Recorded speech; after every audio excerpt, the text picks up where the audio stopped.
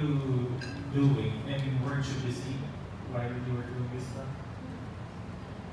I was about, actually akala ko kasi while I was gonna shoot for MALEDICTO, magkakasabay siya, magsasabay siya with Telemundo. So, buti na lang, I finished this movie first before Telemundo.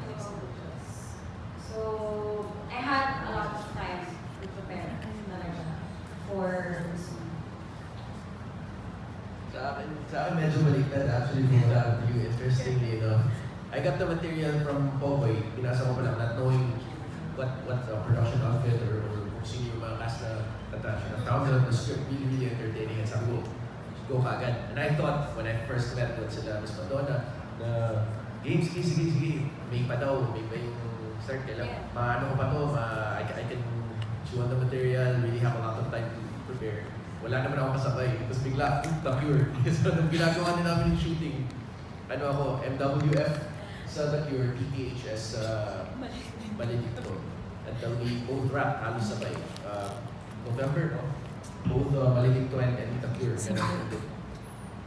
same time. So it was interesting juggling both, Greg and Johnny were completely polar opposites. So I found it refreshing in a way na parang pagkain mo ng pongka ng orange pag kumakain mo patanggal mo ba na Greg was walang self-worth, walang self-assurance. He's a geek, he's unsure of himself, whereas Father Shami naman is so sure of himself na minsan sumusobra na. So I found it interesting na tuloy nakakawala ng pagod instead of doing the same thing during a monotonous. I was going from one set as one person and you jump into another set as another person, plus with the working conditions and the crew that we had. It felt, I felt so spoiled. How does it feel to be like, of course this is something like internationally produced? Oh yeah, it's definitely an honor. I mean, there's no other word to describe it. I'm in awe that I'm even part of this project. I mean, of course, a lot of the owners, a lot of the gravity of this, because it is a Fox original production. Kaya nakakas ng gano'n. Pero even with the crew, I mean, Sir Jude was there. Halos lahat ng shooting stuff. He was there to experience it firsthand. The crew was just top notch. A breeze to work with. The cast, the crew, the production, everything was just parang kung masabi ko siya in one sentence, it felt like pieces of a puzzle that were meant to come together, and it felt like they did.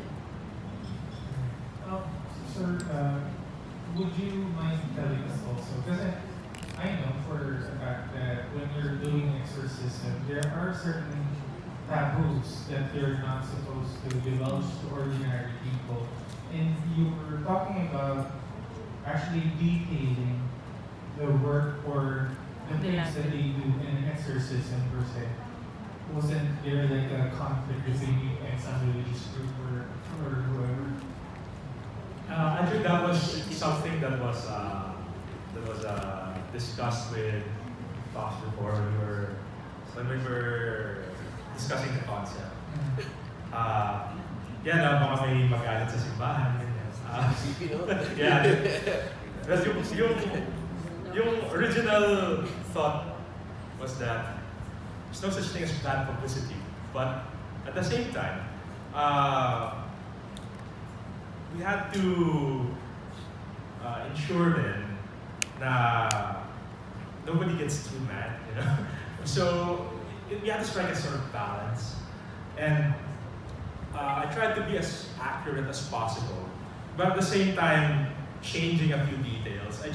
I wanted it to look and feel like you were glimpsing into something real, even if there were a few off details.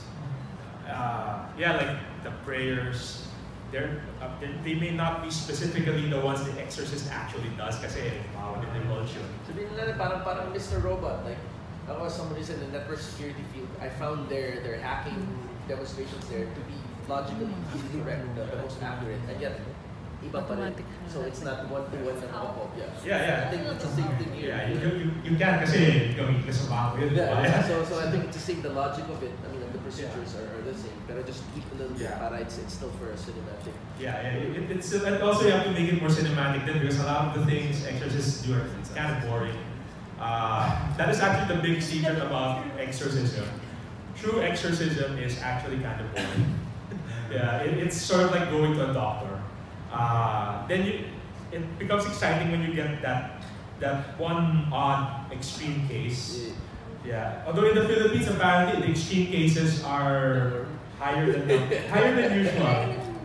Yeah, higher than usual. I don't know if it's the norm, but it's higher than usual. Like one of the priests we interviewed, very first exorcism he went to, he goes into the hall of a hospital. Nandun yung doktor sa hall, nandun yung pamilya, nandun din yung pastor. So that the person who was supposed to exercise was not even Catholic. Sabi niya, oh okay, so ba't sila nandito lahat sa labas? First day on the job, pagpasok niya sa room, naka-levitate yung i-exercise niya. So, these things are exciting. This is the exciting bit. But a lot of it is boring, so we had to spruce it up a bit to make it more exciting. And at the same time, as I mentioned earlier, if you start using the actual real prayers and you're not a priest, and you have all these strange things that happen on set, you could end up aggravating it, so alternate na lang. Maybe I can add like a little bit of maybe just a little bit of a side note or an insight.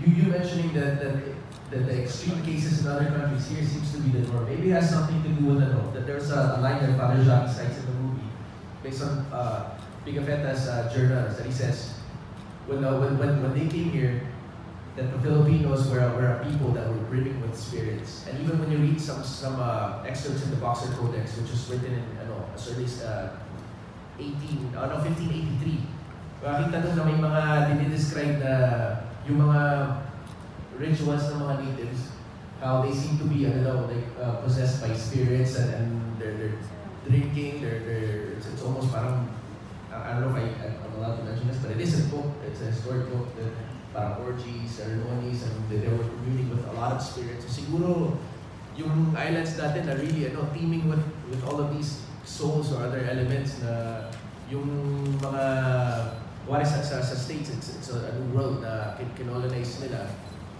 May mga certain areas na concentrated din from the Latin and the Hispanic or the Native American na mga influences. Pero tayo dito are parang each island concentrated whereas doon may mga pockets na mga vortices na talagang sites or areas na high yung na parang extreme yung mga cases. I don't know what proper term is. I was actually just a little afraid about people considering this like a Bible of doing it. They would actually do it in person. Actually, my analogy with Mr. Roman was the same. Katulad ako, I've been studying since I was in high school regarding network security, so mga ethical hacking and stuff like that. Whenever I watch movies about hacking, especially even hackers in the 90s, it's so off, and it's just a visual representation. Even the process na ginagawa nila, hindi pareho. And yet when I watched Mr. Robot, that was the closest to the real thing that I saw. They use a terminal, that the commands actually make sense, but they're skewed in a way na parang mas friendly siya sa viewer, and at the same time, hindi siya magagamit in real life. Although the thought and the logic is the same.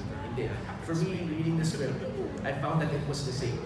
Now, although the procedures and some of the conducts and the logic through the exorcism procedures might be new to life, yung prayers are kind of nerfed or parang tinanggalan yung edges na. So for example, yung mga prayer namin, if I remember correctly, was they use Humani Conditor at Quo Defensor, Speeches, Super Famulang Tuwang, Kuwa Magtuwang, Imagine Informasti.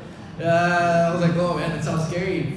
Nung tinregister sa Google, hindi ko mahanap. Kaya tinanong ko pa sila, checkmark nung nasa set kami, and then they told me nga na may paspas yun, na they used it that way para it won't call any real entities or spirits. And yet, it's still a true prayer. In fact, some of them now were more of a hidden parang blessing na mga prayers. So just in case, some people do recite or repeat them, there won't be any harm or damage. Kasi baka biglang magkaroon ng surgeons ng mga Yeah.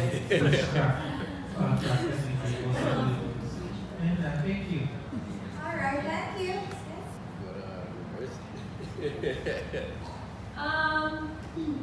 Before doing the movie, because I've heard so many stories na, and I also watched, hindi kasi ako sa documentaries eh. So, especially when I, knew that I was gonna be in a movie, syempre research ko lahat yun. And I'm a fan of horror movies, and when I really like the movie, ni-research ko talaga siya. And I think the first horror movie that I watched was The Exorcist. As in, yun talaga yung pinakaunang horror movie na pinanood ko. I was watching it with my lola pero my siblings. So, syempre Traumatic. diba? How I know for our first movie, diba?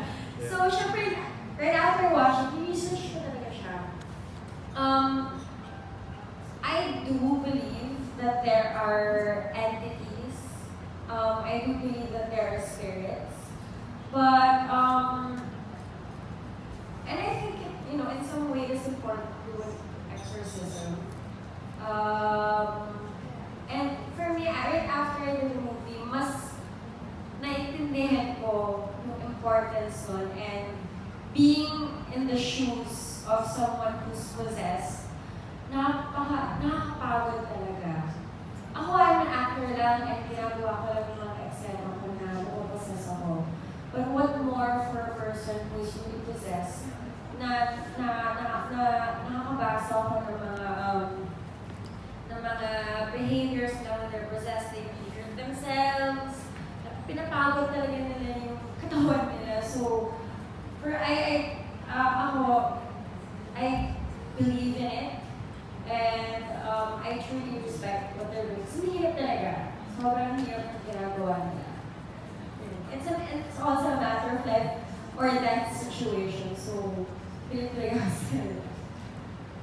So I'm more of a person who I can't say for sure definitely kasi parang limited yung kaalaman ko when it comes to that. Although parang pabalik-balik, almost similar to actually Father Jacques that became my entry point into the character since he's dealing with these two polar opposite na parang beliefs within himself, what he grew up with and what he's come to know. So he grew up with religion and the belief in the supernatural as well, tied to it. And his love of the scientific method and being pragmatic and thinking through stuff logically. Sa akin, may parang ganung fight din na all throughout my life, I've had experiences that I can't explain. Some experiences that I've shared, hindi lang sa akin. There were incidents na may napapanaginipan kami na ako at saka ng dalawang ate ko sabay-sabay na we would scream waking up at night na may nakakita kaming anino ng babae and it's just a shadow figure, darker than dark.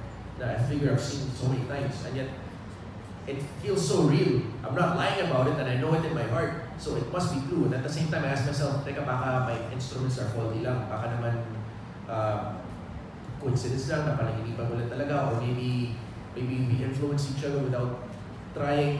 But the memory is so vivid and so real that when I close my eyes and look back to it, I still see the figure there. So, doon ako nag-ano na parang until now, I'm gonna be 32. And up to this point, I still don't know if that really happened or not. It's there in my mind that all those experiences feel so real to me. But the thing is, your personal truth and objective truth are two different things. So siguro yun yung struggle ko lagi at struggle din ni Father Shabi. Kung ano yung provable na may pupunta ko sa isang laboratorio, you can go through it, double blind experiment ka, pwede mo study, you see, okay, yeah, meron nga, may nothing. Or the personal truth that you have that's true to you as well, na walang makakapagsabi sa'yo na hindi pwede yan because you went through it. So how do you reconcile those two different things? So for me, laging may push and pull. The only thing I can analogize it with is parang kang nagtetread sa tubig. Parang kang lumalangoy lang na gano'n, constantly shifting from the air and the water below. I don't know if that makes sense. I'm sorry for